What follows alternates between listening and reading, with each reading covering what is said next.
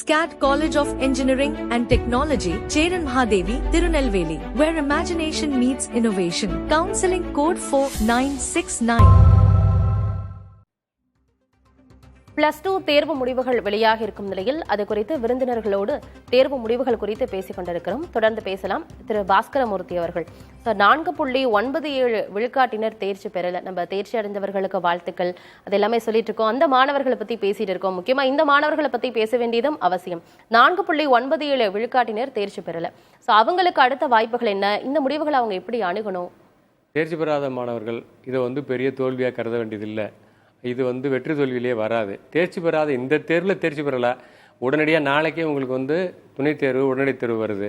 அந்த தேர்வில் உடனடியாக நீங்கள் இந்த ஜூன் 25ஆம் தேதி அனௌன்ஸ் பண்ணியிருக்காங்க, அதில் உடனடியாக எழுதி பாஸ் பண்ணிக்கலாம். அதனால் அவங்களுக்கு தொடர்ந்து பாஸ் பண்ணுறதுக்கு தொடர்ந்து அடுத்த தேர்வு எழுதி இந்த கல்வியாண்டிலேயே உங்களுடைய உயர்கல்வி தொடர்றதுக்கோ அல்லது வேறு ஏதாவது உங்களுக்கு எந்த முயற்சி எடுக்கிறீங்களோ அந்த முயற்சியில் வெற்றி பெறுவதற்கு நிறைய வாய்ப்பு இருக்குது, கைமேலே இருக்குது. இந்த வாய்ப்பை பயன்படுத்தி ஒருவேளை எழுதியிருந்தால் கூட குறைந்த மதிப்பெண் வந்திருக்கும். இப்போ இந்த ஒரு மாதத்துக்குள்ளே தனியாக அந்த ஏதாவது நிச்சயமாக ஒரு பாடமோ 2 பாடமோ தான் போயிருக்க போகுது. அந்த 1-2 பாடத்தில் தேர்ச்சி பெறலைன்னா அந்த பாடத்துக்கு மட்டும் முக்கியத்துவம் கொடுத்து யார் எந்த ஆசிரியர்கள் ரொம்ப அதுக்கான எக்ஸ்பர்ட்டாக திறமையான ஆசிரியர் இருக்காங்களோ அவங்கள போய் பார்த்து அவங்கள்ட்ட பேசி அவங்களோட பயிற்சி எடுத்துக்கிட்டு நிச்சயமாக இந்த உடனடி தேர்வு எழுதி அதில் நீங்கள் தேர்ச்சி பெற்று தொடர்ந்து உயர்கல்வி பயிலடும் அல்லது உங்கள் திறனை வளர்த்துக்கிட்டு வேறு என்ன முயற்சி எடுக்கணுங்களோ அதுக்கு நீங்கள் வெற்றியடைய வாய்ப்பு கண்முன்னே இருக்கிறது. விட்டுவிட வேண்டாம். தைரியமாக முயற்சி பண்ணுங்கள், மகிழ்ச்சியாக முயற்சி பண்ணுங்கள். இந்த தேர்ச்சி அடையாததை பெரிய கவலையாக எடுத்துக்கொள்ள வேண்டாம். தைரியமாக துணைத் தேர்வை எழுதுங்கள். தேர்ச்சி பெற்ற அரசு பள்ளிகளுடைய விகிதம் 91.94 விழுக்காடாக இருக்கிறது. அது குறித்தும் நம்ம கண்டிப்பாக பேசியாகணும். ஆமாம், அரசு பள்ளிகளில் கொஞ்சம் குறைவாக இருக்கிறத பார்த்துறோம். தனியார் பள்ளிகளில் கொஞ்சம் கூட இருக்குன்னு நிச்சயமாக அப்படி தான் இருக்கும். ஏன்னா அரசு பள்ளிகளில் இருக்கக்கூடிய சிக்கல்கள் நீங்கள் பல மாவட்டங்களில் பின்தங்கி இருக்கக்கூடிய இந்த தேர்ச்சி விதத்தில் பின்தங்கக்கூடிய மாவட்டங்களில் பார்த்தீங்கன்னா அங்கே இருக்கக்கூடிய நான் சொன்ன மாதிரி அந்த மாணவர்களுடைய பிஹேவியர் பிரச்சனை. உதாரணத்துக்கு பெற்றோர்கள் எடுத்துக்கிட்டோம்னா இவங்க பெற்றோர்களை கவலையாக சொல்கிறாங்க. தனியார் பள்ளியில் இருக்கக்கூடிய பெற்றோர்கள் அதிகமான முக்கியத்துவம் கொடுத்து பிரச்சனை ஆகிடுது. ஒரு சில சதவீதம் பேர் ரொம்ப ரொம்ப முக்கியத்துவம் பெற்றோரோட பியர் குரூப்பெல்லாம் சேர்ந்து இம்பாக்ட் கிரியேட் பண்ணி ஸ்டூடெண்ட்ஸை வேதனை ஆக்கிற காலம்லாம் இருக்குது. இப்போது அது கூட வேண்டான்னு தான் சொல்ல வர்றோம், ஒப்பிட வேண்டான்னு சொல்கிறாங்க. அதே மாதிரி இங்கே நம்ம அரசு பள்ளி எடுத்துக்கிட்டிங்கன்னா எதுவுமே கண்டுக்கிறாத பெற்றோரும் இருக்காங்க. ஒரு 10% பேர். இப்போ இங்கே தோல்வி அடைந்த மாணவர்கள் எடுத்துக்கிட்டிங்கன்னா அவங்க எந்த வகையிலையும் அதாவது தேர்ச்சி அடையாத மாணவர்கள் எடுத்துக்கிட்டிங்கன்னா அவங்க பெற்றோர்கள் எந்த அளவுக்கு ஒத்துழைப்பு கொடுக்க மாட்டாங்க. தன்னுடைய குழந்தை பள்ளிக்கூடத்துக்கு போச்சா போகலையா எதுவுமே தலைமை ஆசிரியர்கிட்ட அதை கலந்து ஆலோசிக்கிறதோ எந்த வாய்ப்புகளும் இல்லை. அப்போ அப்படிப்பட்ட பெற்றோர்கள் இருக்கிறாங்க. மாணவனுடைய பிஹேவியர் ப்ராப்ளமும் ஒரு குறிப்பிட்ட சதவீதம் இருக்குது இந்த மாணவர்கள் மத்தியில். அதுக்கிடையில் இந்த மாணவனுடைய ஒத்துழைப்பு கொடுக்காம போய்ட்றாங்க. பயிற்சிக்கு ஒத்துழைப்பு கொடுக்குறதே இல்லை ஆசிரியர்களுக்கு. ஆசிரியர்களுடைய வேகன்சி வேறு அந்த பள்ளிகளில் இருக்கும். இதெல்லாம் சரி பண்ணால் வருங்காலத்தில் அவங்க அந்த மாணவர்களுக்கும். அப்புறம் ஒரு முக்கியமான விஷயத்த சொல்லணும், 11ஆம் வகுப்பு பொதுத் தேர்வு நடக்குது. அதில் தோல்வி அவங்க வெற்றி அடையலைன்னா அதை தோல்வியாக கருதிட்டு இந்த மேல்நிலை இந்த +2 தேர்வுக்கு வராமல் விட்டுறாங்க. ஸோ 11ஆம் வகுப்பு தேர்வில் தேர்ச்சி பெறாதவர்கள் நிறைய பேர் தான் இதில் இருக்கிறாங்க. அதை கவனம் செலுத்தினா இது சரி பண்ணலாம். ஸோ வருங்காலங்களில் இந்த 2-3 விஷயங்களை சரி பண்ணாங்கன்னா அவங்களையும் நம்ம தேர்ச்சி பெற வைக்க முடியும். மேம், தேர்ச்சி பெறாதவர்களுக்கு இப்போ கல்வியில் மனநல ஆலோசகர் நீங்கள் இன்னும் நிறைய மாணவர்களையும் மீட் பண்ணியிருப்பீங்க, ஆலோசனை கொடுத்துருப்பீங்க. ஸோ இந்த மாணவர்களுக்கு நீங்கள் என்ன சொல்கிறீங்க மேம்? தேர்ச்சி அடையாமல் போகிறது ஒரு குற்றம் இல்லை. அமைச்சர் சொன்ன மாதிரி இந்த தேர்வில் தேர்ச்சி அடையலை அப்படின்னா அடுத்து உடனடியாக வரக்கூடிய தேர்வில் கண்டிப்பாக ஒரு முயற்சி எடுக்க வேண்டும். பெற்றோர்கள், ஆசிரியர்கள், பள்ளி மாணவர்கள் 3 பேரும் சேர்ந்து அந்த மாணவரை அந்த உடனடியாக வர எக்ஸாமில் ட்ரை பண்ணுறது. 2வது, குறைந்த மதிப்பெண்ணோ இல்லை அந்த தேர்ச்சி அடையாததுக்கே நிறையா கோர்சஸ் இருக்குது. நீங்கள் வெறும் 10th வச்சு அப்ளை பண்ணக்கூடிய கோர்சஸ் இருக்குது, 11th வச்சு அப்ளை பண்ணக்கூடிய கோர்சஸ் இருக்குது, டிப்ளமோஸ் இருக்குது. நிறைய விதமாக அவங்களோட கரியரை முன்னாடி கொண்டு போயிட்டு இருக்க முடியும். அதனால் தேர்ச்சி அடையலைங்கிறதுக்காக அதிகமான இம்பார்ட்டன்ஸை கொடுத்து கரியரை விட்டுற வேண்டாம். தேர்வு முடிவுகள் வெளியாகும் போது இப்போ மாணவர்களுக்கு ஆறுதல் சொல்ற பொறுப்பு யார்கிட்ட இருக்கு? ஏன்னா பேரண்ட்ஸ் இப்போ சில பேரண்ட்ஸ் சப்போர்ட்டிவா இருப்பாங்க, சிலர் திட்டவும் செய்வாங்க, அந்த மாதிரியும் இருக்கும். அப்படி இருக்கும்போது யாருடைய பொறுப்பு அதிகமா இருக்கு? டீச்சர்ஸோட ரோல் என்ன? நம்ம எல்லாரோட பொறுப்புமே இதுல இருக்கு. ஒரு மாணவர் ஒரு எக்ஸாம்ல தேர்ச்சி அடையல, அவங்க ரொம்ப அதிகப்படியா பாதிக்கப்படுறதே யாராலன்னு பாத்தீங்கன்னா நெய்பர்ஸ் அண்ட் ரிலேட்டிவ்ஸ், அவங்கள சுற்றி இருக்கக்கூடிய ஆட்கள், நீங்கள் நான் எல்லாரும் உட்பட அவங்கள எப்படி நம்ம பார்க்குறோம், அவங்கள எப்படி அணுகிறோங்கிறதுல தான் அவங்களுக்கு பாதிப்பு இருக்கு. அப்போ அந்த தேர்ச்சி இல்லை தேர்ச்சி பெறலைங்கிறதுக்கான இம்பார்ட்டன்ஸை கம்மியாக கொடுத்து பாராட்டுதலோ இல்லை உந்துதலோ மட்டுமே இருந்துட்டா அவங்க அதை பெட்டராக ஹேண்டில் பண்ணிடுவாங்க. இந்த நிகழ்ச்சியினுடைய நோக்கமே கூட அதுதான். அதுக்கே நம்ம உங்களை பாராட்டலாம்.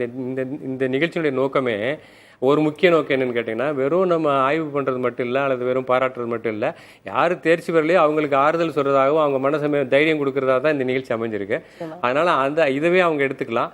யாரெல்லாம் அந்த மாணவருடைய தொடர்பில் இருக்காங்களோ அதாங்க முக்கியம். அது உறவினர் இல்லாமல் இருக்கலாம், ஆசிரியராக இருக்கலாம். யாரெல்லாம் அந்த மாணவருடைய தொடர்பில் இருக்காங்களோ அவங்க கண்டிப்பாக ஆறுதலாக இருக்கணும். அவங்க சொன்ன ஒரு முக்கியமான விஷயம் நம்ம பேசிக்கலாம். என்னென்னா, தொடர்ந்து படிக்காட்ட கூட திறன்களை வளர்த்துக்கிட்டா, இப்போ வந்து ஸ்கில்லுன்னு சொல்கிறோம், திறன்களை வளர்த்துக்கிட்டா படித்தவங்களோட அதிகமாக சம்பாதிக்கிறவங்களும் வேலைக்கு போகிறவங்களும் மகிழ்ச்சியாக இருக்கவங்களும் இருக்காங்க. அதனால் ஒருவேளை அவனுக்கு மதிப்பெண் எடுக்கிறதில்ல, மனப்பாடம் பண்ணுறதில்ல, ஞாபக சக்தியில் குறைவு இருந்ததுன்னா அந்த திறனை வளர்த்துக்கணும். அல்லது வேறு அவங்களுடைய வேலைக்கான திறன்களை வளர்த்துக்கிட்டா நிச்சயமாக பட்டாதாரிகளை விட பொறியியல் வல்லுநர்களை விட அதிகமாக சம்பாதிக்கக்கூடிய வாய்ப்பு வந்துருச்சு.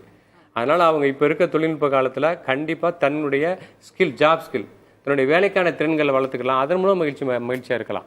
அதனால் வாய்ப்பு, அப்புறம் வேலை பார்த்துட்டே படிக்கவும் செய்யலாம். திடீர்னு சில பேருக்கு வயசானோடனே படிக்கணும்னு ஆசை வரும், அப்படியே படிச்சுக்கலாம். அதனால் எதிர்காலம் கண் முன்னே தைரியமாக இருங்கள், எதிர்காலம் நன்றாகவே இருக்கிறது. இன்னொரு விஷயம், இப்போ +2 முடிச்சுட்டு அடுத்ததான் நமக்கு பிடிச்ச ஒரு கோர்ஸை மாணவர்கள் சூஸ் பண்ணுவாங்க. ஆனால் அதுலேயுமே மாணவர்களுக்கு சில சிக்கல்கள் இருக்கும், சில கன்ஃபியூஷன்ஸ் இருக்கும். ஏன்னா இப்போ ஒரு ஃப்ரெண்ட்ஸ் இருக்காங்க அப்படின்னா ஃப்ரெண்ட்ஸாலாம் சேர்றாங்க, அதனால அந்த குரூப்பில் சேருவாங்க. ஒரு சிலர் வந்து இவங்க சொல்கிறாங்க, இப்போ பக்கத்து வீட்டுக்காரங்க சொல்கிறாங்க, அம்மா சொல்கிறாங்க, அப்பா சொல்கிறாங்கன்னு ஒரு கோர்ஸை சேருவாங்க. ஸோ இங்கே வழிகாட்டி அப்படிங்கிறத மாணவர்கள் எப்படி தேர்ந்தெடுக்கிறது, யாரை பின்பற்றணும்? ரொம்ப ரொம்ப முக்கியமான ஒரு கேள்வி நீங்கள் கேட்டிருக்கிறது. நிச்சயமாக இது எல்லாருமே கன்சிடர் பண்ணணும். என்ன அப்படின்னா, யாராவது சொல்கிறாங்க அப்படிங்கிறதுனால ஒரு ஒரு ஒரு உயர்கல்வியை வந்து தேர்ந்தெடுக்கிறதுங்கிறது சரி வராது. நீங்கள் அந்த மாணவிகளை கேட்கணும், அவங்கள்ட்ட கலந்து ஆலோசனை பண்ணணும், உங்களுக்கு என்ன கோர்ஸ் வருதுன்னு. மாணவிகள் என்ன செய்யணும், இன்னைக்கு இந்த கல்லூரி தான் வேணும், இந்த படிப்பு தான் வேணும்னு அடம் பிடிக்க வேண்டியதில்லை. ஏன்னா இந்த படிப்பு தான் படித்ததுனால தான் வாழ்க்கை இன்னைக்கு இப்படி இருக்குது. நல்லா கவனிங்க, இன்றைக்கு 2025 இருக்கக்கூடிய இந்த கோர்ஸோ இந்த படிப்போ 4 ஆண்டுகள் கழித்து இப்படியே இருக்குன்னு சொல்ல முடியாது. அன்னைக்கு உங்களுக்கு வாய்ப்பு எப்படி இருக்குன்னு சொல்ல முடியாது. அதனால் இன்னைக்கு எந்த கோர்ஸ் கிடைக்குது உங்களுக்கு வந்து உங்கள் பெற்றோருக்கு ஆஃபர் பண்ண முடியுதா, அல்லது பெற்றோர்களுக்கு தன்னுடைய குழந்தைக்கு ஆஃபர் பண்ண முடியுது. ஆஃபர்னா நான் சொல்கிறது அவங்களுடைய வாய்ப்பு வசதி, பண வசதி, போக்குவரத்து வசதி ரெண்டையும் பார்க்கணும். நல்ல காலம், எனக்கு வந்து இந்த காலேஜ் தான் படிக்கணுக்காண்டி தினமும் 60-70 கிலோமீட்டர் ட்ராவல் பண்ணி படிக்கிறது நல்லா வராது. அதே போல் அருகாமையில் இருக்கிறதுக்காக ஒரு சரியில்லாத கோர்ஸ் எடுத்து அவங்களுக்கு பிடிக்காத கோர்ஸும் படிக்க வேண்டியதில்லை. அதனால் கன்சிடர் பண்ண வேண்டியது என்ன அப்படின்னா, இந்த மாணவனுக்கு எதிர்காலத்துக்கு ஏற்ற மாதிரியான ஒரு உயர்கல்வி, அதில் அவங்களுக்கு பிடிச்சிருக்காங்கிறதையும் பார்க்கணும். நிச்சயமாக கேட்க வேண்டிய ஒரு கேள்வி, இந்த கோர்ஸ் படிக்கிறீங்களான்னு. வெறும் நண்பர்கள் சொல்கிறதும், பெற்றோர் நண்பர்கள், மாணவர் நண்பர்கள், இந்த 2 பேர் குரூப்பு மட்டும் எடுக்க வேண்டாம். நல்லா நிறைய இன்றைக்கி வந்து நீங்கள் உங்களுடைய நெட்டத்தை நீங்கள் வந்து உலகம் பூரா இணையத்தை திறந்து பார்த்தீங்கன்னா எவ்வளோ வாய்ப்புகள் இருக்குன்னு தெரிய வருது. அதில் படிச்சுக்கலாம். இந்த கோர்ஸு தான், இந்த கல்லூரி தான், இந்த படிப்பு தான் உறுதியாக எதுவுமே பெருசாக நினைக்க வேண்டாம். 4 வருஷம் கழித்து நிச்சயமாக மாறப்போகுது. அதனால் இன்றைக்கி வந்து என்ன இன்றைக்கி பெருசாக முக்கியமாக பேசுகிறாங்களோ அது நாளைக்கு இல்லாமல் அடுத்த கல்வியாண்டில் இல்லாமல் போயிடும். அதனால் உங்களுக்கு வாய்ப்பு எப்படி இருக்குது, அதிகமாக தன்னுடைய தகுதியை மீறி செலவு பண்ணி படிக்க வைக்கிறதும் கேட்டிருக்க முடியாது. அதையும் அப்படியும் பண்ணிடக்கூடாது. உங்களுக்கு ஆஃபர் பண்ண முடியுதா, அந்த கோர்ஸ் அருகாமையில் இருக்கா, அந்த கோர்ஸ்னால எதிர்காலம் எப்படி இருக்குது, உங்களுக்கு பிடிச்சிருக்கா, இதெல்லாம் கன்சிடர் பண்ணிவிட்டு அவங்க வந்து ஒரே ஒரு ஆப்ஷன் வைக்காமல், முக்கியமான ஆலோசனை 2-3 ஆப்ஷன் வச்சுக்கோங்க. இது போகலாம், இல்லைன்னா இது போகலாம், இந்த கோர்ஸ் போகலான்னு அதில் ஒன்று தேர்ந்தெடுத்து நிச்சயமாக நீங்கள் எதை தேர்ந்தெடுக்கிறீங்களோ அதில் நல்லா வரலாம். இதுல உளவியல் ரீதியா இன்னும் ஒரே ஒரு பாயிண்ட் ஆட் பண்ணிக்கிறேன். அதாவது எப்படி சுற்றுச்சூழல், பெற்றோர்களோட பண வாய்ப்பு, வசதி எல்லாம் பார்க்குறோமோ அது கூட இந்த இன்ட்ரெஸ்டோட ஆப்டிடியூட் அப்படிங்கிற விஷயத்தையும் கவனிக்கணும். ஒரு மாணவருக்கு இப்போ ஒரு பர்டிகுலர் சப்ஜெக்ட் நல்லா வருது, அதாவது நல்ல மதிப்பெண் எடுத்திருக்காங்கங்கிறது மட்டும் இல்லாமல் அவங்களோட இன்ட்ரெஸ்ட் அண்ட் அவங்களுக்கு அந்த பர்டிகுலர் சப்ஜெக்ட்ல அவங்களோட ஆப்டிடியூட் எந்த அளவுக்கு இருக்கு, அவங்களால அதை புரிஞ்சுக்க முடியுதா, அதை அப்ளிகேஷன் ஓரியன்டா அவங்களால யூஸ் பண்ண முடியுமா, இது எல்லாமும் சேர்ந்து தான் அவங்க ஒரு கரியரை டிசைட் பண்றதுக்கான ரீசனா இருக்கணும்.